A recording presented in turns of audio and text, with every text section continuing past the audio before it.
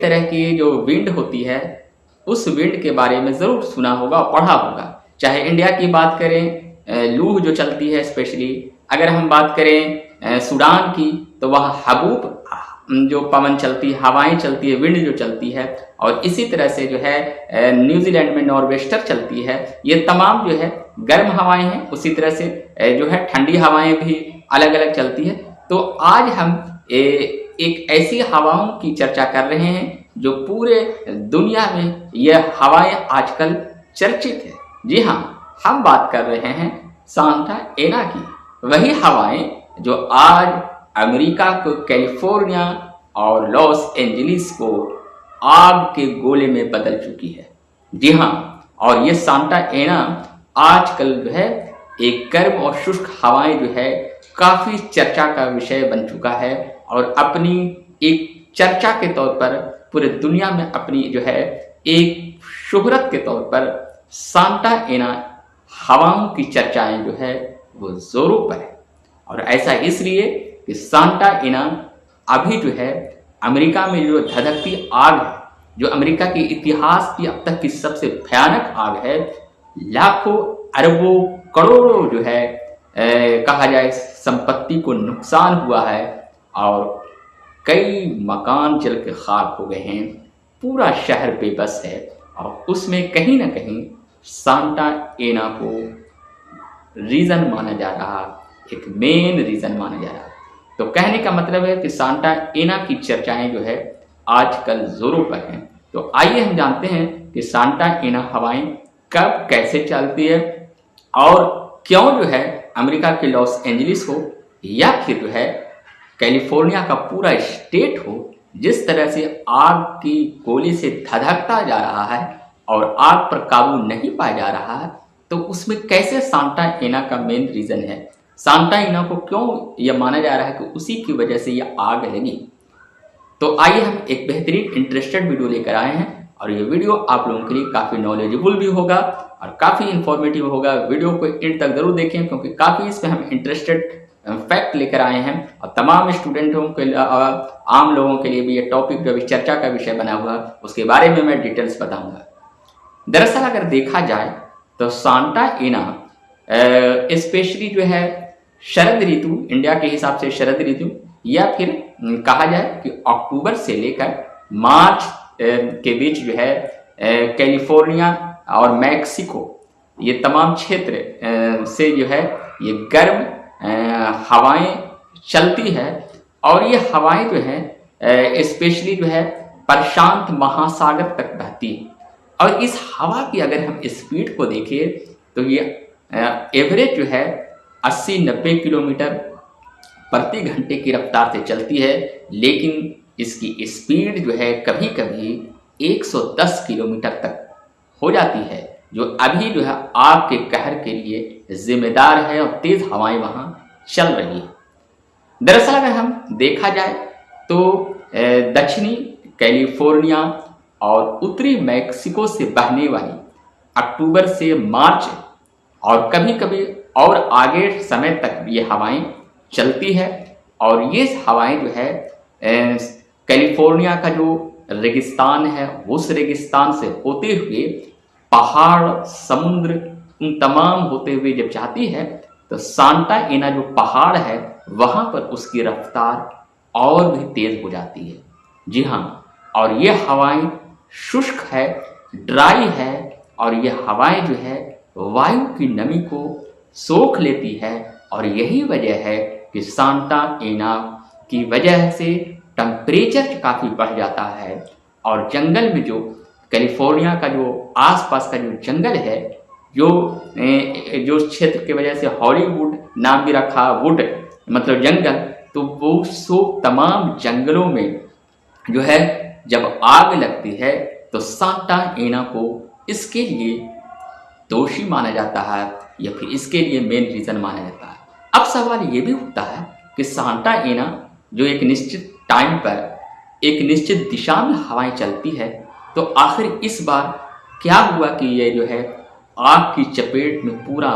एक तरह से लॉस एंजलिस और आसपास के क्षेत्र को ज़्यादा बर्बाद कर चुके हैं। तो दरअसल जो है लॉस एंजलिस और जो कैलिफोर्निया स्टेट में जो आग लगी है, उस आग पर जब काबू पाया जाएगा तो उसके बाद इसके लिए जांच तो ज़रूर की जाएगी। लेकिन एक रीज़न इसका सांता एना को माना जाए, क्योंकि इसकी हवा की स्पीड कभी काफ़ी ज़्यादा हो जाती है, पहाड़ समुद्र के पास जाने पर और भी हो जाती है। आज जब साल भर के अगर हम जब क्लाइमेट की बात करें तो उसमें जब कभी बारिश नहीं होती है या फिर जो है स्पेशली जब क्लाइमेट चेंज की बात हो जाती है तो हवाओं की दिशा, उनकी आर्द्रता, उनकी नमी, ये तमाम ऐसे ज्योग्राफिकल जो टर्म और इशू हैं, जो पर्यावरण से, इन्वायरमेंट से रिलेटेड जो विशेषज्ञ होते हैं, उन तमाम लोगों का कहना है कि कहीं ना कहीं क्लाइमेट चेंज की वजह से जब हवाएं काफ़ी शुष्क होके एक तरह से तापमान बढ़ा दे रही है तो उस वजह से भी इस बार जो है जंगल में जो भयानक आग लगी है वो कैलिफोर्निया और स्पेशली लॉस एंजलिस के शहर को तबाह कर दी है। अरबों रुपए का नुकसान हुआ है। हॉलीवुड के कई बड़े सितारों का घर जलकर राख हो गया है और फिलहाल जो है पूरे दुनिया में अमेरिका का ये शहर आग के गोले में धधकता जा रहा है और हवाएं जो है खतरनाक होती जा रही है। बात यहाँ पर यह भी है कि सांता जो एना हवाएं हैं वो जो है जब अक्टूबर से शुरू होती है तो कभी फरवरी मार्च तक चलती है और कभी आगे तक चलती है। और दूसरी चीज़ ये है कि ये हवाओं का निर्माण अगर हम ज्योग्राफिकल टर्म के हिसाब से अगर देखें तो स्पेशली जो है ग्रेट बेसिन के उच्च वायुदाब और कैलिफोर्निया में निम्न वायुदाब, लो विंड प्रेशर और हाई विंड प्रेशर, जिसके बारे में आप लोग ज्योग्राफी में ज़रूर पढ़े होंगे और अगर उतना नहीं जानते भी हैं तो अगर ज्योग्राफी से इंटरेस्ट है और जो स्टूडेंट है वो इसके बारे में अच्छी तरह से जानते हैं तो इस दबाव के बाद जो है सांता एना हवाएं जो है उस क्षेत्र से चलती है और उसकी दिशाएं जो हैं वो बहती हुई पहाड़, समुद्र और यहाँ तक कि जंगलों से जब होती है तो जब कभी कभी मौसम काफ़ी शुष्क हो जाता है, हालांकि इस हवाओं की वजह से नमी में कमी आ जाती है और उससे जो है जंगलों में जब आग लग जाती है तो ये लॉस एंजलिस का पूरा जो स्टेट है उसमें जो स्पेशली अगर हम बात करें हॉलीवुड और लॉस एंजलिस शहर, तो ये जो है आसपास के समुद्र, पहाड़, जंगलों से जो घिरा हुआ है तो ये शहर जो इस बार जो है भयंकर आग की चपेट में है। तो इस वजह से जो है सांता एना हवाएं, गर्म हवा के तौर पर सांता एना हवाओं की काफ़ी चर्चा है और इसी वजह से आग में जो वहाँ धधकी है उसमें सांता एना का नाम भी इस आग के वजह से एक मेन रीज़न माना जाता है। और एक देखा जाए कि सांता एना हवाओं की अगर हम दिशाएं देखें, उनकी गति देखें तो कई जगहों पर उतार चढ़ाव होता है। जब वो रेगिस्तान के इलाके से गुजरती है, कैलिफोर्निया का रेगिस्तान का इलाका, और जब वो सांता एना के पहाड़ों के पास से गुजरती है तो कहीं ना कहीं वहाँ पर उसकी रफ्तार काफ़ी ज़्यादा हो जाती है कभी कभी, और कभी जो है मौसम को वहाँ पर इतना शुष्क कर देती है कि हीट जो टेम्परेचर काफ़ी ज़्यादा हो जाते हैं और जंगलों में आग को फैलने में हीट का तो बहुत बड़ा कंट्रीब्यूशन होता है। कई देश ऐसे हैं, चाहे हम ब्राज़ील की बात करें, चाहे हम इंडिया ही की क्यों न बात करें, अक्सर गर्मी जब मई जून बहुत ज़्यादा गर्मी पड़ती है तो जंगलों में आग लगते हुए आग की घटनाएं सुनने को, देखने को मिलती है। आसपास का क्षेत्र भी देखने को मिलता है। पर यही आग जब एक बहुत बड़े शहर को, एक विकसित देश को, एक संपन्न देश जहां जिसके पास हर चीज संभव है, वैसे शहर को एक तरह से शहर को जलाकर राख कर दे। हॉलीवुड जो दुनिया का फिल्म इंडस्ट्री का सबसे बड़ा चेहरा है, सबसे बड़ा केंद्र है, जहां बड़ी बड़ी हस्तियां हैं, जहां अरबों रुपए के